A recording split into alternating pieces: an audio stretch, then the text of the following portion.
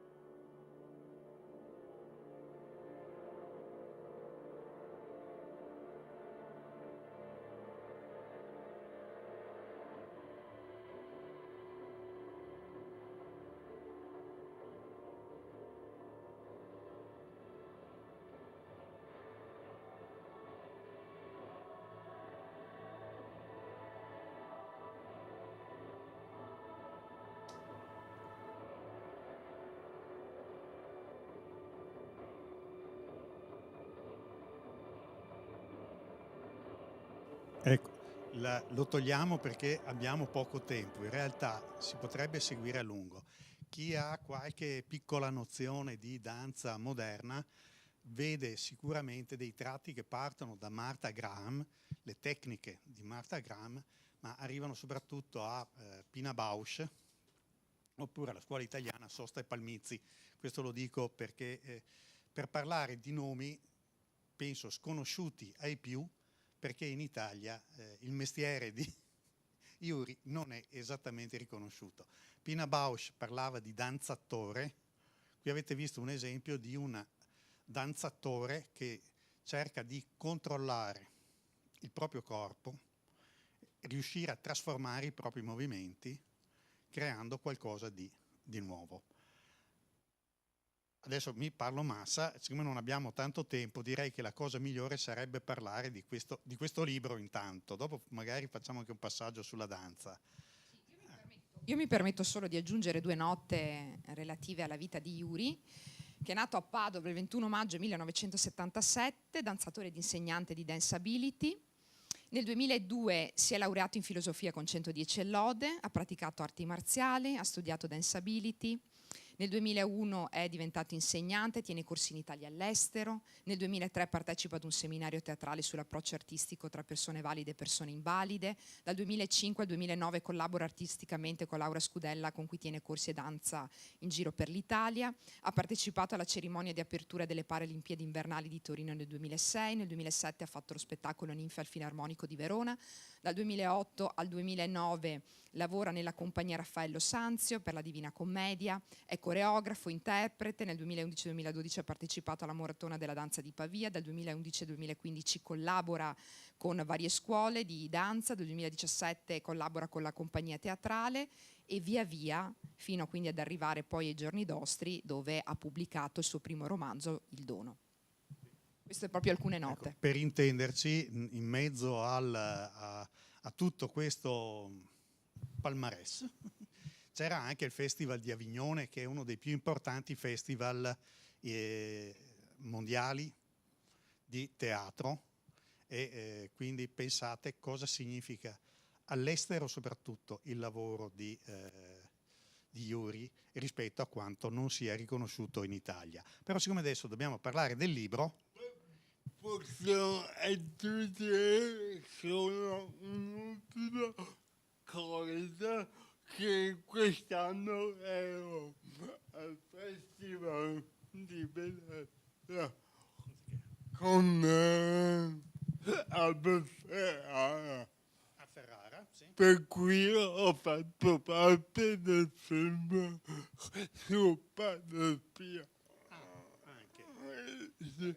Questa non ce l'aveva detto prima, adesso ce l'ha detta, di Ferrara. Prego. Allora, raccontiamo qualcosa di questo libro, Il Dono. Nulla a che vedere con Il Dono di Nabokov, ovviamente, che è un'altra storia, però anche quello segna un passaggio. Come mai, intanto, un libro ambientato nel Settecento? E dove? Allora, ambientato nel Settecento perché avevo bisogno di una distanza storica per poter giudicare in modo oggettivo quello che dicevo. Per cui ho ambientato in quel periodo per questo motivo. E perché appunto c'è questo Settecento per avere il distacco e un altro continente? Altri 2 continenti, perché parte dall'America e va a finire in Australia, perché io volevo presentare delle persone che sono state massacrate dagli europei come i Lakota e come gli aborigeni, che comunque gli europei sono andati a casa loro e hanno Fatto disastro. devastato. Ecco, però è anche un libro autobiografico, mi dicevi. È anche un libro autobiografico anche per questo motivo. Io per esempio minoranze, per esempio gli esclusi, per esempio gli ultimi, perché comunque nella mia vita chi mi vede per strada mi considera ultimo, poi magari non lo sono, però la prima impressione che posso dare è questa. Essere lui. Però allora, prima mi dicevi che fino ai 22 anni, cos'è? Cos'è scattato? Cioè, mi dice che fino ai 22 anni, raccontalo a loro perché loro non lo sanno. Fino ai 22 anni c'era una mente abbastanza sveglia che potete vedere. Comunque io con la mente viaggio molto.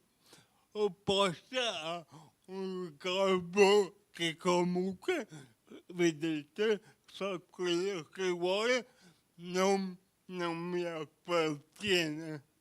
Perché se io dico voglio fare questo, non è detto che il mio corpo lo faccia. Poi a 22 anni ho conosciuto la danza e ho capito che devo convivere con questo corpo almeno per un po' di anni. Speriamo tanto. Per cui comunque la mente ha bisogno di un corpo che pur nelle difficoltà deve portare a lui. Per cui ci stiamo mettendo d'accordo.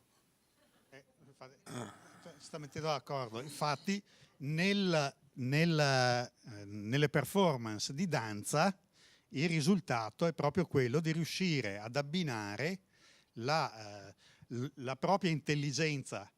Yuri diceva sveglio, Tosic ha fatto il liceo, non ha fatto una scuola da niente, è arrivato al liceo e dopo è andato all'università, quindi l'intelligenza è fortissima e questo bisogno di trovare questo punto di incontro, di equilibrio con questo signore sconosciuto. Gli dicevo prima che sì, lui è un esempio, però guardate che anche voi quando invecchierete, mi rivolgo ovviamente ai consiglieri regionali, scoprirete che il vostro corpo ogni tanto fa quello che il voi e lui e vate a pesca a spiegargli di fare diversamente.